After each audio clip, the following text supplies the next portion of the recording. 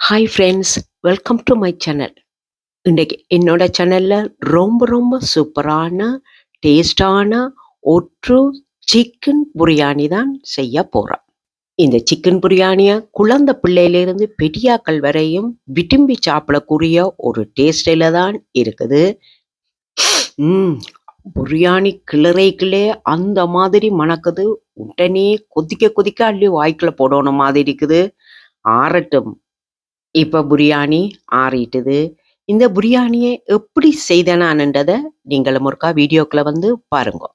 இந்த பிரியாணி செய்யறதுக்கு 1/2 kilogram boneless chicken தான் வாங்கினான். அதை வடிவா கழுவி போட்டு தண்ணி இல்லாமல் ஆக்கி போட்டு 1.5 டேபிள் ஸ்பூன் உப்புத்தூளும் 1 டேபிள் ஸ்பூன் காஷ்மீர் சில்லி பவுடரும் 2 டேபிள் ஸ்பூன் கறித்தூளும், நாங்கள் வழமையா பாவிக்கிற கறித்தூளே இதுக்கு பாவிக்கலாம்.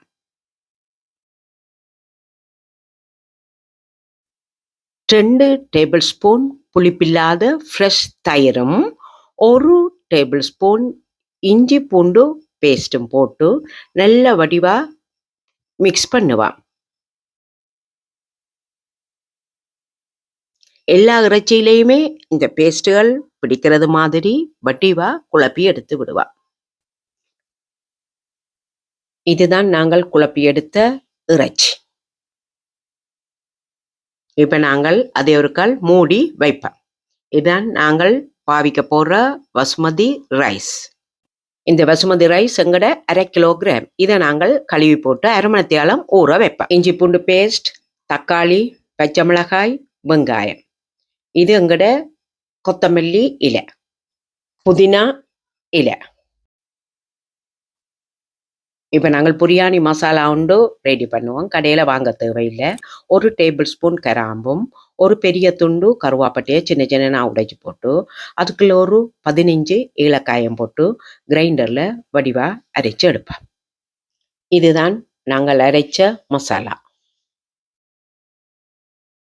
சரி, எல்லாம் ரெடி பண்ணியாச்சு. இப்போ நாங்கள் சட்டியை அடுப்பில் வச்சு ஒரு 3 டேபிள் ஸ்பூன் ஆயில் விடுவோம். இப்போ அந்த ஆயிலுக்குள்ளேயே 2 டேபிள் ஸ்பூன் நெய் விடுவா.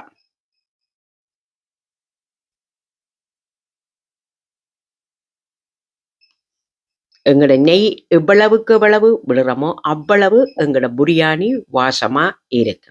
இதுதான் நாங்கள் போட போற பிரிஞ்சாயில அன்னாசிப்பூ, கருவா, கராம்போ, ஏலக்காய். முதல்ல நாங்கள் ஒரு பிரிஞ்சாயிலையும் 1 துண்டு கருவாவும் 1 அன்னாசிப்பூவும் 3 கராம்பும் 5 ஏலக்காயையும் இந்த எண்ணெய் நெய்யில போட்டு வடிவா வதக்குவா.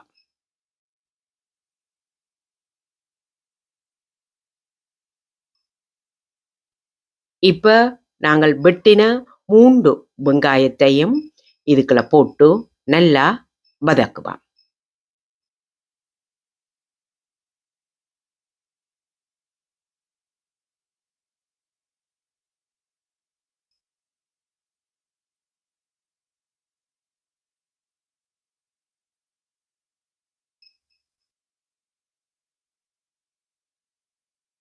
நாங்கள் வெங்காயத்தை வதக்கிக்கல கைவிடாமல் வதக்கணும்னு சொன்னோம். ஒரு பக்கமா எரிஞ்சிடு.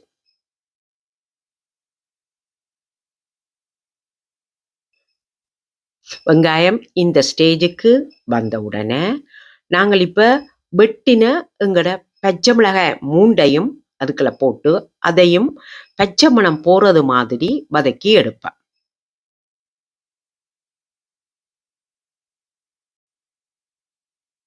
இப்ப நாங்கள் வெட்டின 3 தக்காளியையும் போட்டு 2 டேபிள் ஸ்பூன் உப்புத்தூளும் போட்டு நல்லா வதக்குவோம்.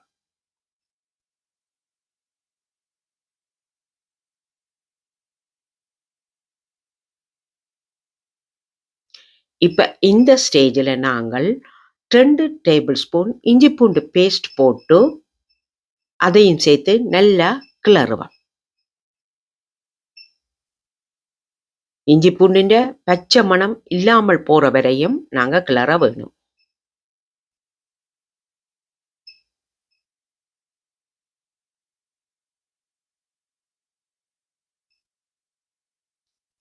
இப்ப நாங்கள் ஒரு கைப்பிடி அளவு கொத்தமல்லி இலையும் 1 கைப்பிடி அளவு புதினா இலையையும் போட்டுட்டு இப்போ நாங்கள் 1/2 டீஸ்பூன் மஞ்சள் தூளும் 2 டீஸ்பூன் காஷ்மீர் சில்லி பவுடரும் போட்டு வடிவா கிளறுவா.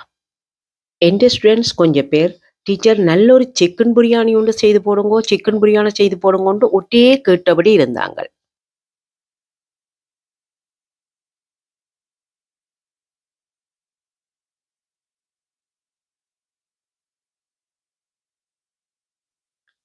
இப்போ நாங்கள் அரைச்ச அந்த மசாலா பவுடரையும் சேர்த்ததுக்குள்ள கிளறி போட்டு 2 டேபிள் ஸ்பூன் எங்கட கறி பவுடரையும் போட்டு வடிவா கிளறுவா.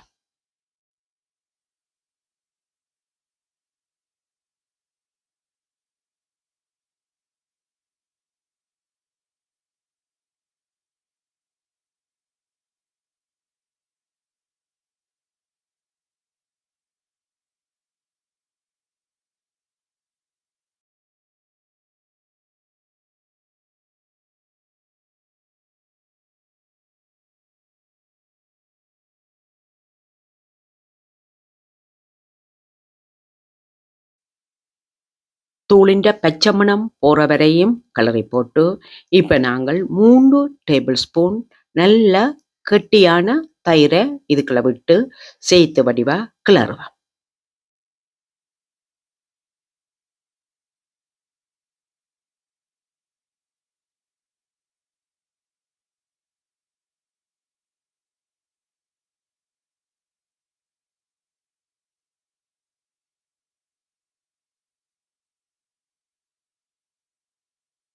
இப்போ நாங்கள் ஊற வச்ச எங்கட இறைச்சியை அப்படியே இதுக்குள்ள போட்டு கிளறுவோம். இதை நாங்கள் மீடியம் ஃப்ளேமில் வச்சு தான் கிளற வேணும்.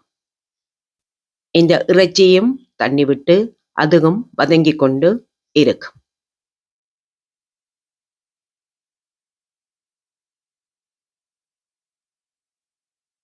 மேல் கீழா எல்லா பக்கமும் சேர்த்து நாங்கள் கிளற வேணும்.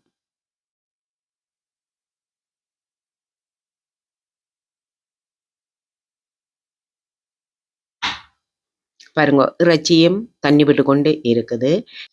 2 டம்ளர் பாசுமதி ரைஸ் எடுத்தபடியால் அதே டம்ளராலேயே 3 டம்ளர் தண்ணி விடுவா.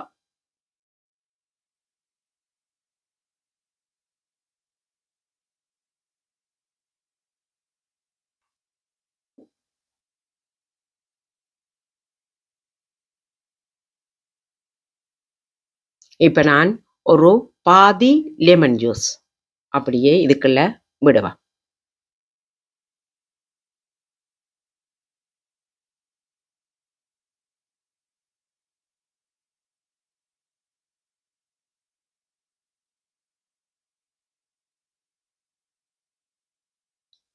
நல்ல வடிவா கலக்குவாம்.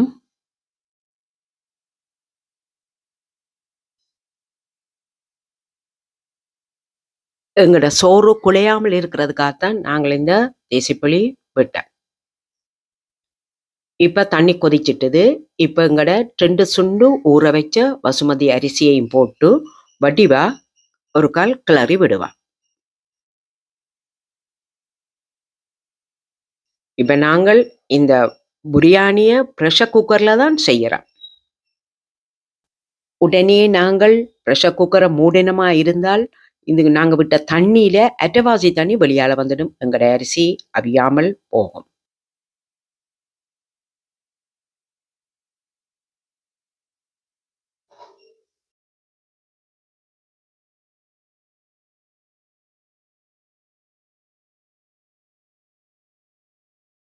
இப்போ நாங்கள் ப்ரெஷர் குக்கர்னு மூடிய போடக்கூடாது. அரிசி மேலே தெரிகிற வரைக்கும் கிளறிக்கொண்டே இருந்து போட்டுத்தான் மூட வேணும்.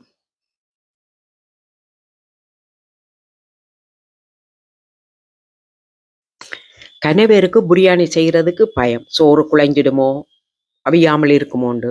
நீங்கள் எப்போவுமே 2 டம்ளர் பாசுமதி ரைஸ் எடுத்தீங்கள்னு சொன்னால் 3 டம்ளர் அதே டம்ளரால் 3 டம்ளர் தண்ணி விட்டு அவிச்சிங்கள்னு சொன்னால் உங்களோட ரைஸ் ஒரு நாளும் குழையாது. உங்களோட அரிசி அவிஞ்சு மேலால் தெரியுது. இப்போ நாங்கள் எங்களோட ப்ரெஷர் குக்கருக்கு விசில போட்டு ஒரு விசில் வர்ற வரைக்கும் மூடி அவிய வைப்போம்.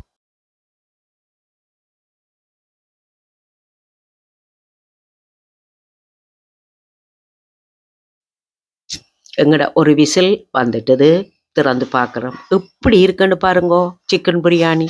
அந்த மாதிரி கமண்டு அரிசியெல்லாம் மவிஞ்சு நல்ல வடிவா வந்திருக்கு. கிழமையில ஒரு நாளைக்கு பிரியாணி சாப்பிட்றது இன்றைக்கு எல்லாருக்குமே வழக்கமாக போயிட்டுது.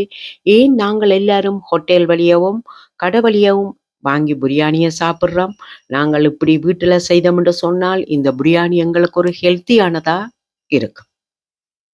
பாருங்க, 1/2 கிலோ பசுமதி ரைஸ், 1/2 கிலோ சிக்கனோட எத்தனை பேர் இந்த பிரியாணியை சாப்பிடலாம்ண்டு. எங்களோட பிரியாணி கொதிச்சு கொண்டு இருக்குது. பிரியாணியை நாங்கள் இப்போ ஆற வைப்போம். என்னோட இந்த ரெசிபி உங்களுக்கு பிடிச்சிருந்தால் நீங்களும் ஒரு கால் செய்து பாருங்க. இந்த வீடியோ உங்களுக்கு பிடிச்சிருந்தால் லைக் பண்ணுங்க, ஷேர் பண்ணுங்க. சப்ஸ்கிரைப் பண்ணாதவங்க சப்ஸ்கிரைப் பண்ணுங்க. மீண்டும் வேறொரு வீடியோவில் சந்திக்கும் வரை என்றும் உங்கள் பருத்தியூர் தவா.